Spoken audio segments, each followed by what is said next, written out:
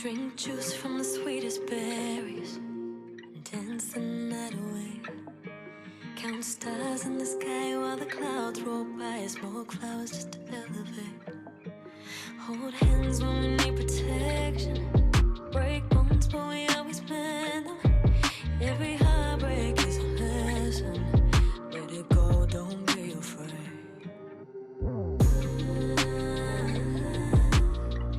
Find my love, don't lose it. Kiss my tears with music. Find my love, don't lose it. Lay in the dark, but I'm always blowing.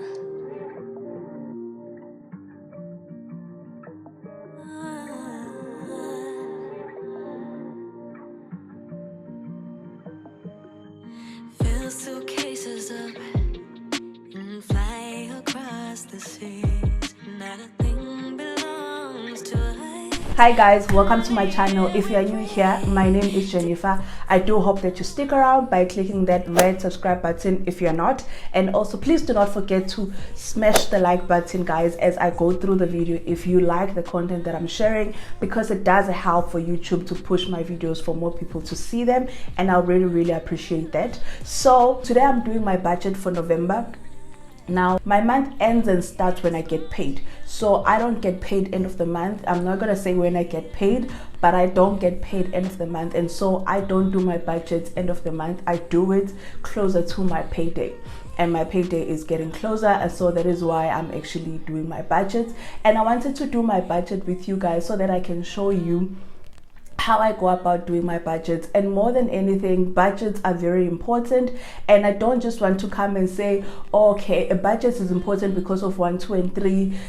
I want to actually show you that this is also something that I do, and also how I do it, with hopes that someone can find inspiration and also someone can learn something. So as I've said, I'm going to be doing my monthly budgets with you. So this is my black book. This is right here. This right here is my black book, and this is my financial book. So everything relating to my finances is written on this book. This is where I write my financial goals, what I wish to what I aim to achieve. Doesn't matter if it's long term. Normally I break it down from short term, medium term to long term. I also track my investments here. So before we get into my monthly budgets, I just want to say, why is it important to actually have a budget? I believe that it's important to know where your money is going, because when you don't know where your money is going, it's very easy for actually other people to decide where your money must go. And in most times, those are the shops and the places that we go to that end up deciding for us where our money must go, because we haven't taken the time to actually decide where our money must go.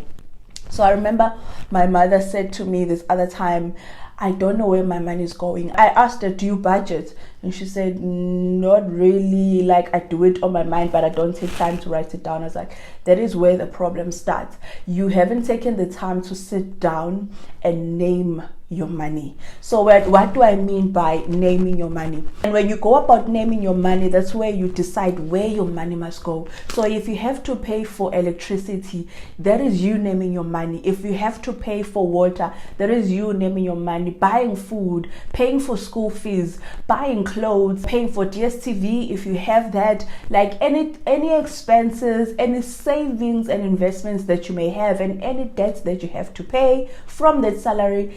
If you take the time and write it down, that is you naming your money. So if you don't take the time to name your money till the last cent, there is going to be someone that is actually going to take the time to name your money for you and decide where your money must go. So it's very important to have a budget. Like, I don't know how I would survive without having a budget. I just love that moment where I take time and appreciate and look at what I've received and where it's gonna go. And that also gives me a good idea that, you know what, sometimes we feel like when we receive our salaries and we look at all the things that you have to spend on, it feels like you don't get paid enough.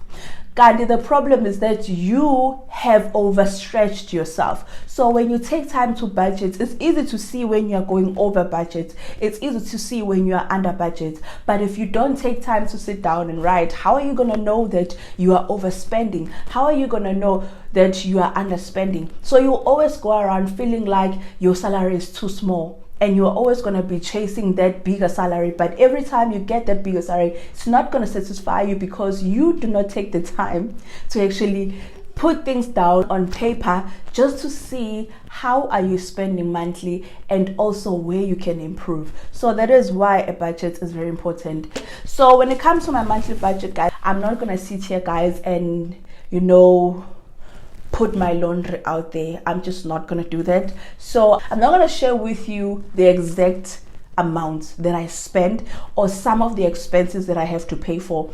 As you saw here when I started in the beginning, I just wrote it like this, and that is because it is private. Some things I can share which I feel like can help you, or something that maybe you might be doing that I might be doing as well, something that is more so general. But when it comes to like my personal things, my personal expenses, my debts and all that stuff, I'm not going to share that here. But please do know that I do have debts that I'm paying for. I do have expenses. I do have savings. But in terms of where it goes, I'm not going to share that. And also how much I put in there, I'm not going to share that with you because, as I said, for privacy reasons, I don't want to put my laundry everywhere on the internet. I hope that you guys can understand. So how I break down my monthly budget is I look at my monthly goals. So for this month, I want to start investing with Frank. So Frank, it's an app where you actually invest, but you don't have to think about picking the stocks. They do that for you. I think I'm actually going to do a video regarding Frank because it's going to be my first time starting with Frank. And then my second goal is to stay in budget. So what I've been realizing in the past month is that when I'll budget, I'll find that I'm over, and that is not good because now that means I have to spend money that I don't have. So this month I want to make sure that I'm under budget or on budget. So that is my target for this month. So what happened here is they decided to give us an increase, and that increase, they said it's going to only run until April. And so in my mind, I'm like, why would I now start putting or committing this increase when I know very well that in April it's no longer going to be there? So I decided that instead of me putting that increased money on my budget, I'm actually going to take that money and invest it. So it's either I save it or I invest it, but I want to invest it so that it can work for me. So within these months, and by the time I'm done, I want to see that, oh, this is how much I was able to save from this increase that I was getting monthly, and how much has it gained for me. So that's what I want to do. I want to put it on investment. That is why I'm going to put it on Frank. So that's where I'm going to put it every month. And I just want to see how it's going to work for me. And obviously, when it comes to investment, money works for you over time. It's not an overnight process, but it'll be nice for me to know that, okay, this money is actually allocated towards my investment instead of me finding something that I'm going to commit on, which is more so not investment, but rather expense. So that is what I've decided to do. That is why on my income here, on my income, I have an R, and then I have a minus, and then an R. So there is an increase that we got. So from my salary, I minus that amount because I know how much it is, and then I don't count it when I do my budgets. I don't even mention it here so that I don't get confused. I know that when I receive that money, it's gonna go straight away. Okay. And then the next thing that I did is I break it down in terms of my savings and investments. I have a lot of things that not a lot, but I'm saving for things like my child's education. I started saving for my child's education when she was 2 years, and it's something that's going to mature when she's 18. And maybe I will do a video regarding this. Please let me know if you would like for me to do a video regarding that, because I feel like many of these financial institutions, they take advantage of us when we do not know what we want, and also just wanting someone else to take care of our money. They will do that, but then you won't even see the returns afterwards. So I will do a video maybe if you guys do want to know about those things. And so one of the savings that I do or investment is my child's education, and also other things like life insurance, funeral cover. Yeah, those are like standard things. And then I'm also part of a stokvel within my working environment, within my job. At my job, yeah, there's a stokvel that we started, I think last year. Yeah, it was last year when we started it. Was it last year? Yeah. No. Yeah, last year. Yes, started last year, and I have been with that stokvel. But I'm going to be changing things up when it comes to the stokvel, because I was putting money in it, but I feel like savings, as much as savings is important, but saving in stokvel is something that everyone should have, at least one stokvel. But don't put a lot of your money in there, because the inflation is going to eat away on your savings. So I want to save the minimum, so that I know that, okay, when it's time for us to check out on that stokvel, I know how much I'm going to have. Like, I want to have a target and then work towards that, but I don't want to set a very high target, so that I can take some of that money and actually invest it. So like buy shares with it, or buy crypto with it, like just invest it where it can actually work for me, and more so not be eaten by inflation. So I want to do that. So that's what I'm going to do next year when we start again. I just want to change it a bit. I want to change my strategy when it comes to that, because as I said, savings is good. And stokvel, I feel like everyone should have a stokvel, but you shouldn't put a lot of your money in it. But if you are still not used to saving, then you can just put a lot of your money in it, just so that you get used to that momentum of saving, and also knowing that there are other people that you're accountable to, because sometimes when you do your own investments on the side and savings on your side, sometimes it's not easy to sometimes it's not easy to stick to the plan, because many things come and you're not accountable to anyone. So it's very easy to not invest in that month. I find myself doing that a lot sometimes. So yeah. And then when it comes to and then my expenses are a lot, but I broke them down in terms of my debts. So I don't count debts that take directly from my salary. Like, when I say my salary, they take directly from my pay point, because by the time the salary comes to me, the bond has already taken, NSFAS has already taken. Yes, I do pay for NSFAS.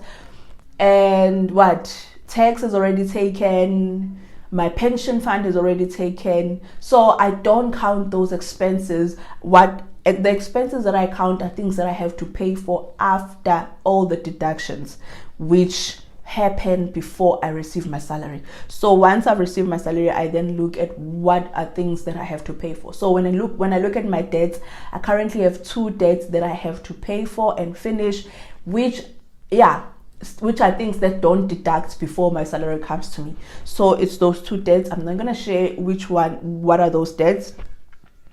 And then I also broke it down in terms of education. When I say education, it's my child's education, because I don't go to school. And when it comes to her education, we break it down with her father and I, because we are both her parents, and so we divide it. And then housing is basically water, rates and levies, and also what else?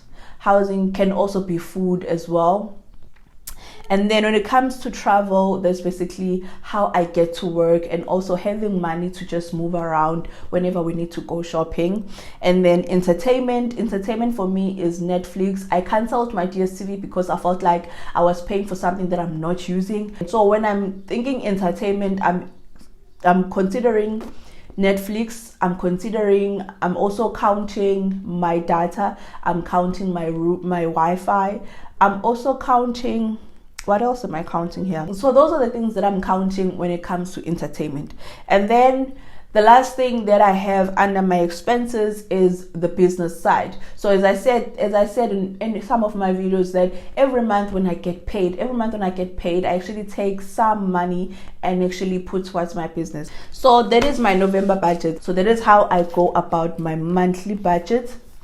Simple and straightforward, but very effective, because After I've put everything down and I've done my calculations, very easy for me to see if I've went over budget or I'm under budget. As I said, my goal this month is to stay within budget. So I do hope that you guys found this video helpful. So with that being said, I just want to close this video right here. I'm actually dressed up because today is when Tuesdays I'm filming this, and I have to go to work. I have to get my daughter ready for school, and then we have to head out of here. And so please have a good day and take care of yourself. Stay safe until I see you on the next video. Thank you so much. Bye.